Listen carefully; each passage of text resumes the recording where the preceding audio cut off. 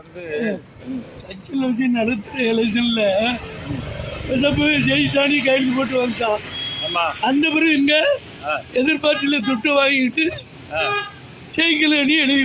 ஆமாம், அது முறைகேடு தானையா. அதை வந்து தேவ சன்னிதானத்தில் வச்சு நடத்தக்கூடாது. இல்லை இப்போ நம்ம சர்ச் இருக்குது, சர்ச்சில் வந்து இங்கே என்ன நடக்கணும், ஜெபம் நடக்கணும். காலை ஜெபம், இரவு ஜெபம், அப்புறம் முன்னிரவு ஜெபம், அது பிறகு என்னது கன்வென்ஷன் கூட்டங்கள், இதுதான் ஆலயம். நீங்கள் வந்து அங்கே கொண்டு தேர்தல் நடத்தி போலீஸையும் கொண்டு வந்து வச்சிருக்கீங்க. ஏன்னு ஏசுநாதர் வந்து என்ன அவ்வளவு பலவினராக இருக்காரு. அப்போ அங்கேயும் உங்களுக்கு அடங்காத கோவம் இருக்குது என்னையா. அப்போ பள்ளிக்கூடத்தில் வச்சுட்டாங்க. பேசாமல் நம்ம கவர்மெண்ட் எலெக்ஷன் வச்சாங்கல்ல, சொல்லுங்கய்யா. பள்ளிக்கூடம் அப்படி இருக்கு, வசதி உள்ள பள்ளிக்கூடமா இல்லை. இல்லை, பள்ளிக்கூடத்துலேயும் தேவ பிரச்சனை இல்லை.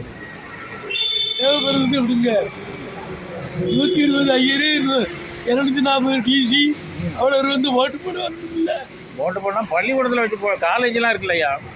இந்த கால்டோல் காலேஜில் கூட்ட போய் இந்த இதை கட்டுறாங்கல்ல, அது மாதிரி பள்ளிக்கூடத்தில் வச்சு நடத்திட்டா பிரச்சனை இல்லை. உங்களுக்கு திடீர்னு ஒரு கலகம் மாதிரி வந்தால் போலீஸ்காரன் கண்ணீர் புகை அடிக்க, லத்தி சார்ஜ் பண்ண, கொஞ்சம் வர வண்டியில் ஏற்றிட்டு போகிற மாதிரி நடக்கும்ல. சர்ச்சுக்குள்ளே வச்சு நடத்தக்கூடாது. ஏன்னா முறைகேடாக இருக்குது.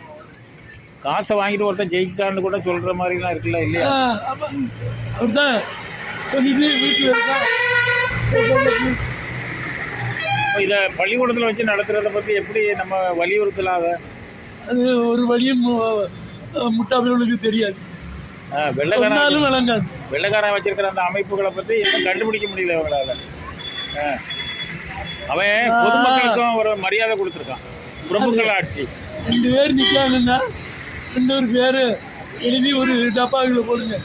ஒரு சின்ன பிள்ளை ஒரு சின்ன பிள்ளை மாசம் மறுவாத சின்ன பிள்ளை கொண்டு ஒரு சீட்டு எடுத்து பாருங்க. அவன் தான் லேஸ். அது பலவான்கள் மத்தியில சீட்டு போடுறது வந்து சிக்கலா இருக்குமா. 12 கோத்திரத்துக்கு சீட்டு போட்டுதானையா இதான் கொடுக்க சொன்னாரு.